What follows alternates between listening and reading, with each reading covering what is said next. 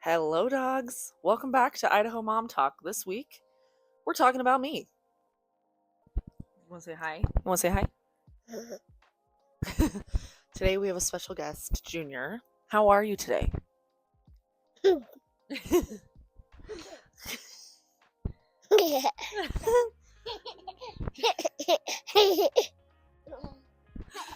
Junior is 13 months old as of this month.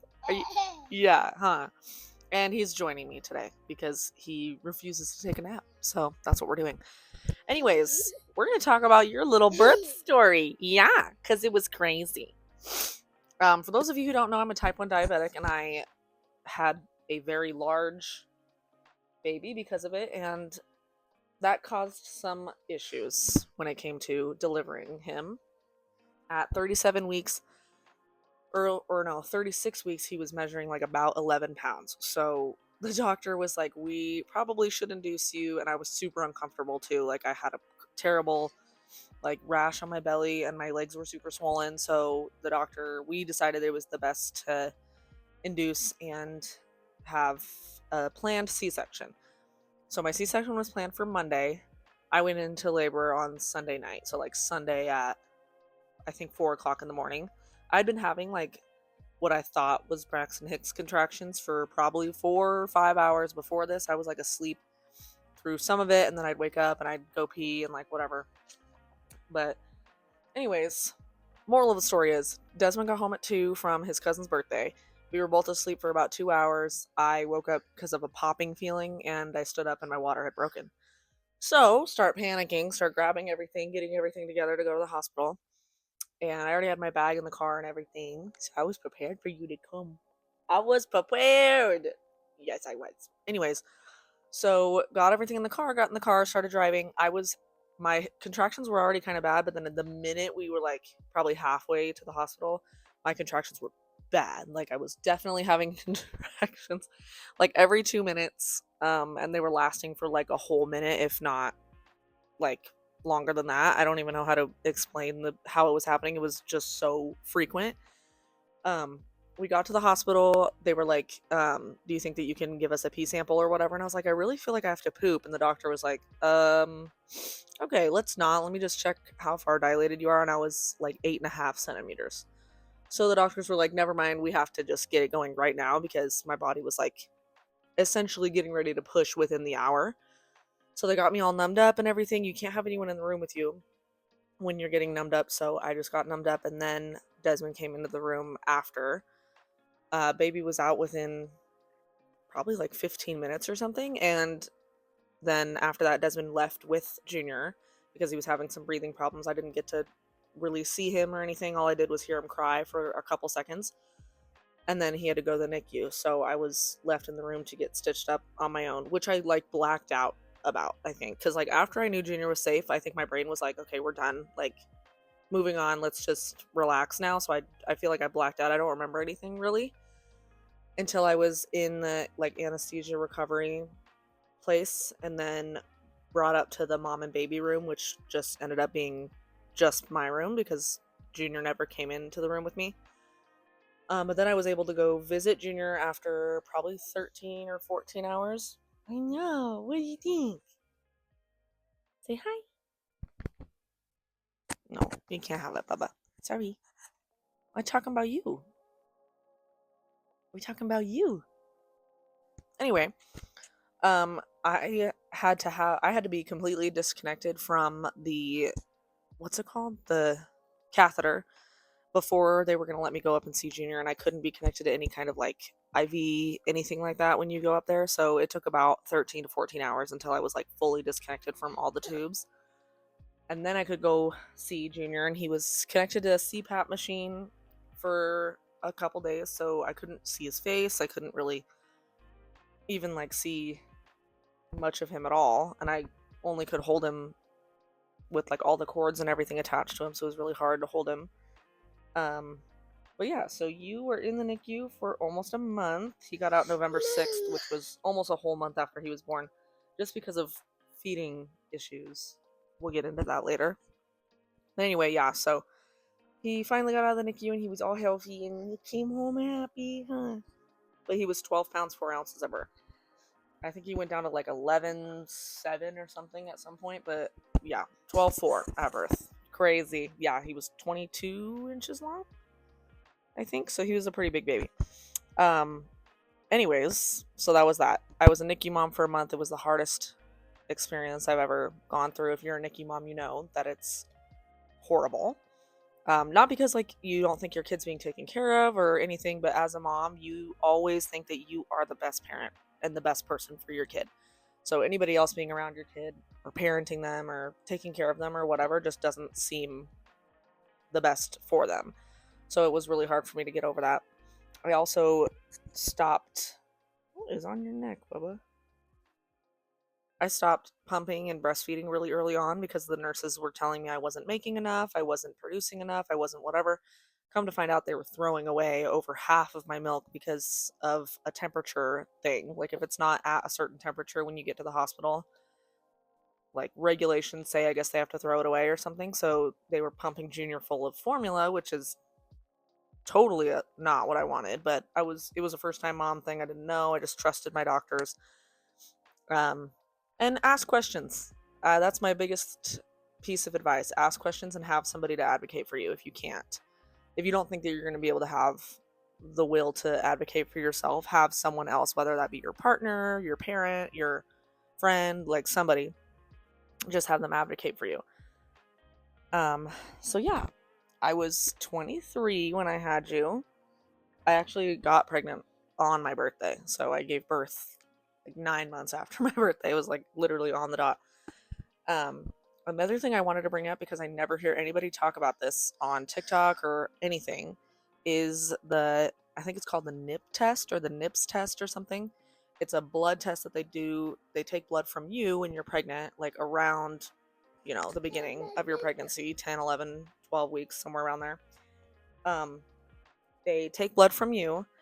That's a puff that I just threw back at him. But anyway, they take it from you, and it's supposed to test for things like Down syndrome, and it also detects the gender if there's nothing else wrong. If there is something else wrong, that it doesn't test for gender anymore. Also didn't know that, just so you guys know. So I was, I think, 11 weeks when I got this test done, and I got a call the next week. I think like probably 4 days after, 4 or 5. I answer the phone all happy because I think they're going to tell me the gender. And I'm like, don't tell me. I want my sister to know so that she can throw the party, whatever. And they were like, actually, we're going to need to do more tests and stuff. But your test came back that your baby has something wrong with the 13th chromosome. Which, if you don't know what that does, it means that he would have trisomy 13, which is essentially a death sentence for a baby. Usually they don't make it to birth.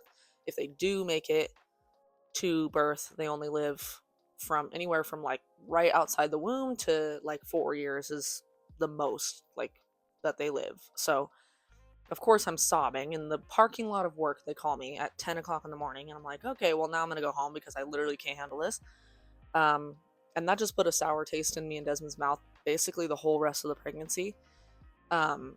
We went in like the next week to talk to the genetic counselor, which was basically just going to tell me what my options were. I sat down in that room, and the first thing she said was like, you know what?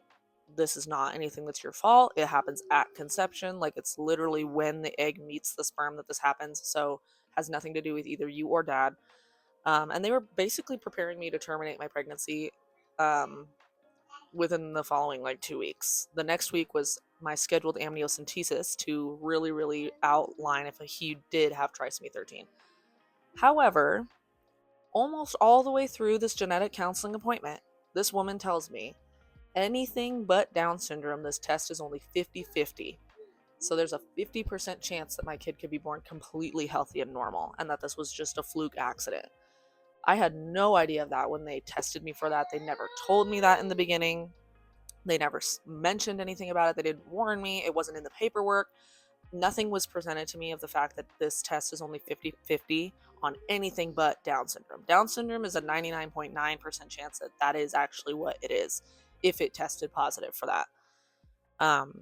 So everything else is not even close to a statistic that I would want to go terminate my pregnancy over. So I spoke to one of my doctors who I loved. I had him my whole pregnancy after that, and he was basically the only one I trusted from that point forward. He was like, let's look at the ultrasound again next week and the following week. Like, let's just see if there's anything that causes a red flag for me to think that this test was true or not. Like, because when babies have trisomy 13, there's different growth things that they look for. Usually their head is smaller, their nose is kind of flat, they don't have, you know, there's some growth scan things that would pop up before that. He said, like, let's test this before you go make any drastic decisions, because he was like, if it was my wife or my daughter, I would tell her to have an ultrasound a couple more times. So he did an ultrasound, or the ultrasound tech did an ultrasound a couple more times over the next couple weeks, and he told me, you know what, I don't see any red flag at all. I don't think that this is a correct test result. So it's up to you. If you want to do the amniocentesis, which is a bigger risk for miscarriage, you can. But if you don't want to, I honestly don't see anything that's a red flag to me. And so I said, you know what, I don't want to do the amniocentesis, and I think everything's going to be okay. I prayed about it, and I just was, you know, hopeful that everything was going to be okay. But it still did have a very big effect on how me and Desmond acted towards in the whole pregnancy, because we were so worried about what if that actually does happen, and it was just a fluke thing that nothing showed up on the ultrasound till later. So anyways, moral of the story is everything ended up being fine. He was born perfectly healthy. The only thing that he was wrong with him was he had a little bit of breathing trouble at the very beginning because he was premature. 37 weeks was how far along we were. So he had a little bit of breathing issues, but other than that, he came home completely healthy and everything was beautifully fine. I bring this up because I haven't heard anyone say this experience before, or if they have had this experience, the doctors were very much open about the fact that it's only 50-50 and like, let's do other tests to confirm this, whatever, but not just fearing you right off the bat and then finding out that that's not the case later. And yeah, I thought it was super, inappropriate that they would even come at it that way, but they did. But he ended up being healthy, thank God. I thank God every single day that he was healthy, so everything ended up being great. Anyways, you distracted me, dude. You distracted. What do you have to say about that? What else? Say, Mama. Anyways, back to the nitty gritty, because that wasn't all I wanted to talk about in this episode. This episode's all about me. Can you say me? Close enough. Anyways, everybody knows my name is Sydney. I was 23 when I became a mom. I'm 24 right now. I'm gonna be 25 in like less than 2 months, which is insane. I mentioned I have type 1 diabetes. I have since I was 19. I got diagnosed really late, just because my body didn't have any sort of issue till I was 19. So when I turned 19, got diabetes in May and have had it ever since. I'm on a Dexcom and an Omnipod, so yay for technology. I already tackled my birth story. I wanted to kind of go over like my hobbies, my religion, things like that, so that you guys can get to know me a little bit better. I am a Christian. Can you not, Mr. Sir? Don't do that. Anyways, I live in northern Idaho. Everyone knows that because it's Idaho Mom Talk. Yeah. Anyways, I just moved to northern Idaho. I'm from Spokane, Washington, and I was born and raised there my entire life. I've literally never even traveled anywhere outside of I've been to Arizona and California, like this side of the world. I've never been anywhere else. I want to someday, but so far haven't gone anywhere else. I did suffer from postpartum anxiety and postpartum depression, like we covered in the last episode with my mom. Hobbies? What are my hobbies, June? I don't have a whole lot of hobbies. I do like to read, but I don't have a whole lot of time to read. Moms, you know what I mean. Recently I just got into baking, which is a new thing, and I hope to get deeper into it, but as of right now, we've made some bread. Cooking is a little bit more forgiving, and I like cooking a little bit more because baking is very scientific, and it irks me sometimes. I don't cook a whole lot of things either, to be honest, but we're trying to get better at that, huh? Are we trying? Because you're so cute. Anyways, what are you doing? Oh, if you see this Santa right here, it's my favorite pillow in the whole world. So, Junior, how do you think pregnancy went? How was your time in there? Oh, okay. My pregnancy was actually amazing. I found out I was pregnant in February. It was like right after Valentine's Day. And I didn't have any symptoms. I wasn't sick. I never had morning sickness. I was never nauseous. I had like cravings for cereal and Chick-fil-A. And that was like basically the two cravings I had my whole pregnancy. But I was never uncomfortable. I never had any complaints. I loved being pregnant up until probably my 32nd or 33rd week of pregnancy. I started getting super swollen. I had this crazy rash all over my legs and my belly, which was so uncomfortable that it was like if you itched it once, you have to go like put cold water on yourself. It was so ridiculously horrible, and they can't prescribe you anything because you're pregnant. So, what are you going to take Tylenol to help it not hurt? Like, I don't know what to do. So that part sucked.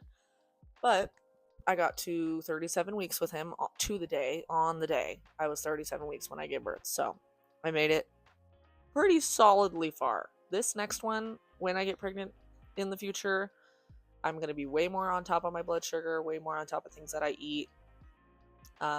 Getting my blood sugar just in one range. In order to develop a baby, you have to eat 100 carbs per day. So I've already like wrote down like meal plan ideas that I can get just 100 carbs a day in so that I can keep my blood sugar in range.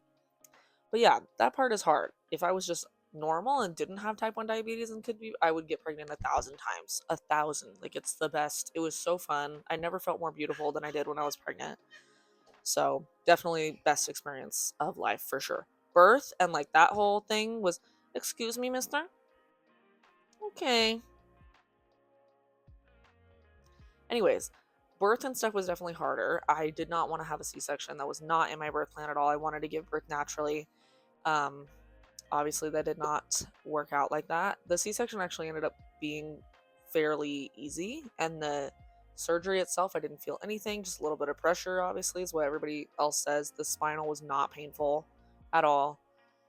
My healing process was pretty painful, but it wasn't anything horrible. And I had to get up and move a lot because he was in the NICU and I had to walk across the whole hospital in order to see him. So I think that's what made me heal way faster than other people that have had C-sections. So that was actually kind of a saving grace for me.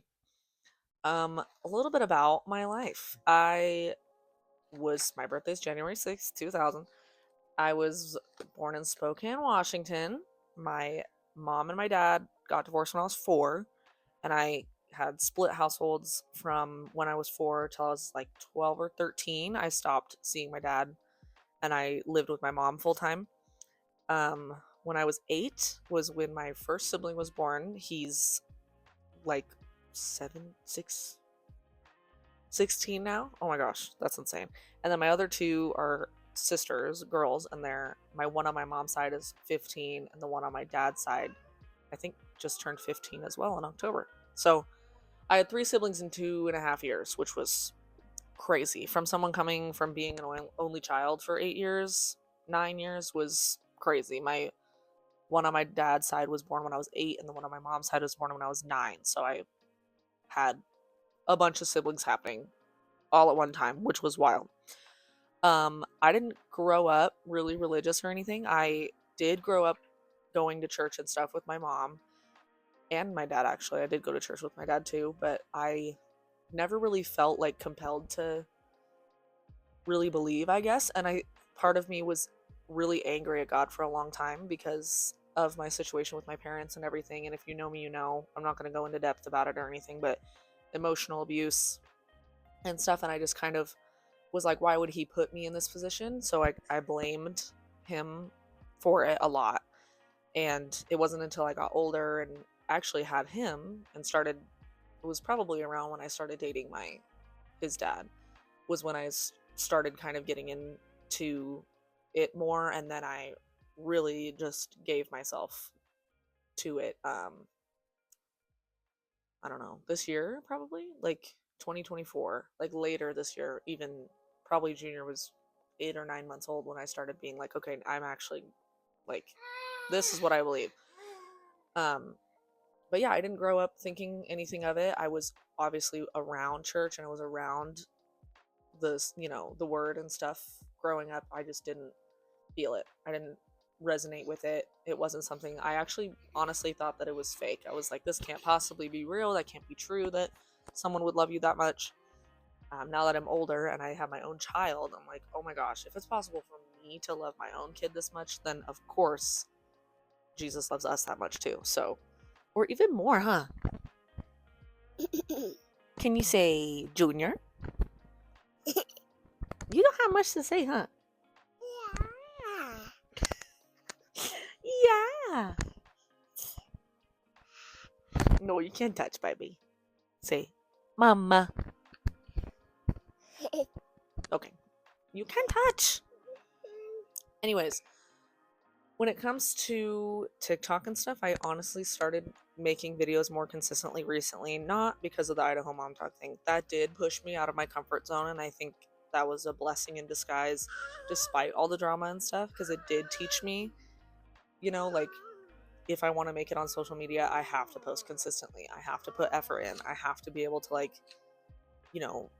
be relatable to people, which my biggest thing is I don't want to be relatable because I'm putting on a facade. I want to be relatable because people legitimately relate to me. Like, I'm living in a 1-bedroom apartment with my kid. My kid lives in what would have been my room. I have a bed in the living room. Like, I'm a nanny full time. I don't make crazy money. I'm not out here driving if you saw my TikTok recently, no, I do not drive a BMW.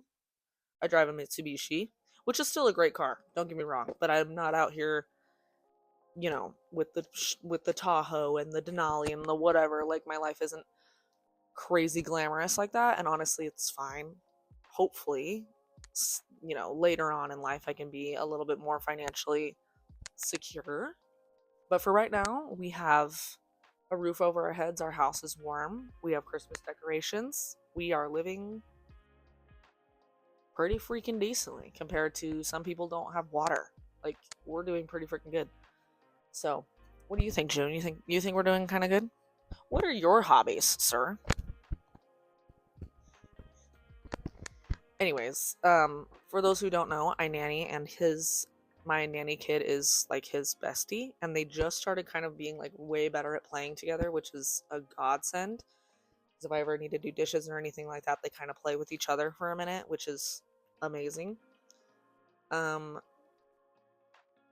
was I just gonna say? Oh, please don't put that behind the couch. Thank you very much. I try to not do screen time, but I'm not ever gonna lie and say that I'm just like this crunchy mom that doesn't do anything screen time related, because I definitely do. Junior's favorite movies right now are Moana and Soul. If you haven't seen Soul on Disney, I cry every single time I watch it. You have to go watch it. Junior, I think, is going through a little bit of a growth spurt right now. So he slept a lot. Last night he slept for like 11 hours and then took a 2.5 hour nap this morning, and I think he still wants to sleep. So that's great. Yeah. So anyways, this pod is going to be a little shorter than my normal ones when I have guests and stuff, just because I don't think there's like a ton to cover about me. I just wanted to, kind of lay it all out there for you guys. So what I say from now on can kind of be more like, oh, because she did this, that's why she does this, whatever. So just wanted to kind of lay that out there. What do you think, June? You want to do the outro? Yeah. What else? Can you say mama or dada? Okay. Anyways, thank you guys so much for joining this week's podcast. Next week, we're going to have another one of my Idaho Mom Talk girls on as a guest. And so I'm so excited to see her side of the story and also kind of just cover her life. She's one of the fun ones in the group, and definitely somebody I'm really excited to interview and get to know a little bit better.